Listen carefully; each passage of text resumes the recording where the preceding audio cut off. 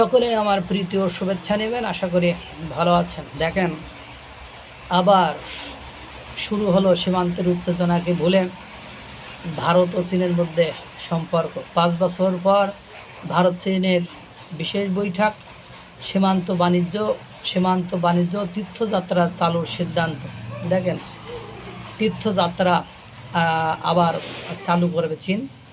দীর্ঘ 5 বছর পর দ্বিপক্ষীয় সম্পর্ক স্বাভাবিক করার লক্ষ্যে শীর্ষ পর্যায়ের বৈঠকে বসেছে এশিয়ার 2 পরমাণু শক্তিধর প্রতিবেশী ভারত ও চীন।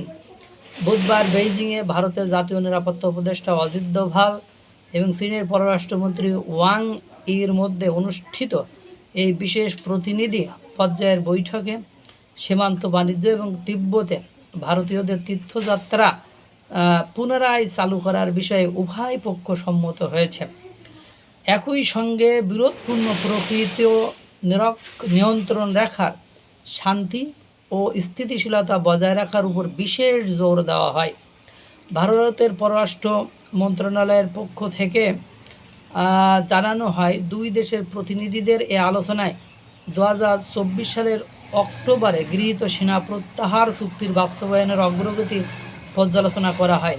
এর ফলে সীমান্ত এলাকার নির্দিষ্ট কিছু অঞ্চলে আগের মতো নিয়মিত টহল পরিচালনা ও পশু চরানোর অনুকূল পরিবেশ তৈরি হয়েছে। অন্যদিকে চীনার পররাষ্ট্র মন্ত্রণালয়ের বিবৃতিতে জানানো হয় যে সীমান্ত আদান প্রদান জোরদারের অংশ হিসেবে তিব্বতে ভারতীয় যাত্রীদের ভ্রমণ ও দ্রুত শুরু করার সিদ্ধান্ত হয়েছে। গত অক্টোবরে রাশিয়ার কাজান শহরে অনুষ্ঠিত ব্রিক্স সম্মেলনের ফাঁকে ভারতের প্রধানমন্ত্রী নরেন্দ্র মোদী ও চীনের প্রেসিডেন্ট শি জিনপিংয়ের মধ্যে অনুষ্ঠিত দ্বিপক্ষীয় বৈঠকের পরই মূলত 4 বছরের বেশি সময় ধরে চলা সীমান্ত অচলাবস্থা কাটানোর প্রক্রিয়া গতি পায়। 2020 সালের মে মাসে লাদাখের গালওয়ান উপত্যকায় 2 দেশের সেনাদের রক্তক্ষয়ী সংঘর্ষে অন্তত 20 জন ভারতীয় সেনা, 4 জন চীনা সেনা নিহত হওয়ার পর থেকে সম্পর্ক চরম টানাপোড়েন চলছিল। সংকট নিরসনে পরবর্তীতে 21 দফা কোর কমান্ডার পর্যায়ের বৈঠক এবং সিদ্ধান্ত বিষয়ক পরামর্শ কমিটির 32টি বৈঠক অনুষ্ঠিত হয়। তবে এই অগ্রগতিকে স্বাগত জানানোর পাশাপাশি আন্তর্জাতিক সম্পর্কের বিশ্লেষকরা সতর্ক অবস্থানের কথা তুলে ধরেছেন। নয়াদিল্লির ইনস্টিটিউট অফ চাইনিজ স্টাডিজের গবেষক অলোকা আচারিয়া মনে করেন, ডোনাল্ড ট্রাম্প আবারও মার্কিন প্রেসিডেন্ট নির্বাচিত হওয়ার বৈশ্বিক রাজনীতিতে নতুন সমীকরণ তৈরি হচ্ছে। এছাড়া সীমান্তে দীর্ঘ সময় ধরে বিপুল সেনা মোতায়েন রাখা উভয় দেশের জন্যই অত্যন্ত ব্যয়বহুল। ফলে ধাপে ধাপে বাণিজ্যিক ও সাংস্কৃতিক যোগাযোগ বাড়ানোর মাধ্যমে অমীমাংসিত বিষয়গুলোর স্থায়ী সমাধান খোঁজার চেষ্টা চলছে। অন্যদিকে অবজারভার রিসার্চ ফাউন্ডেশনের চীন বিশেষজ্ঞ অতুল কুমার মনে করেন, 2 দেশের কৌশলগত অবস্থানে এখনও মৌলিক কিছু মতপার্থক্য রয়েছে। চীন চায় সীমান্ত সংকটের পাশে রেখে সার্বিক অর্থনৈতিক ও রাজনৈতিক সম্পর্ক এগিয়ে নিতে।